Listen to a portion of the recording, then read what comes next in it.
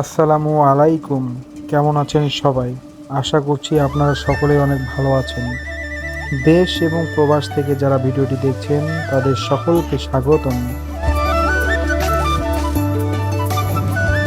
অদূরে উপর হয়ে দিগন্ত রেখা যেন ছুঁয়ে দিয়েছে বৃক্ষ সারির ঝাঁকড়া চুল। ফসল ফলানোর অপেক্ষায় থাকা তৃণভূমিতে গবাদি পশুর স্বাচ্ছন্দ্য বিচরণ। এই তৃণভূমি ওই দিগন্ত সবই ভাগ হয়ে গেছে এখানকার কাঁটাতারের বেড়াজালে। এই ভূমি বাংলাদেশ ভারত সীমান্ত এলাকায়।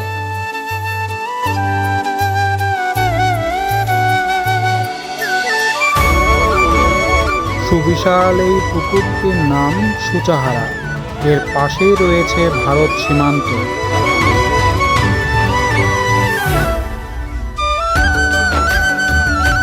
এই সীমান্ত বাংলাদেশের দিনাজপুর জেলার বিরামপুর উপজেলার অচিন্তাপুর ও খিয়ারদুর্গাপুর গ্রামের।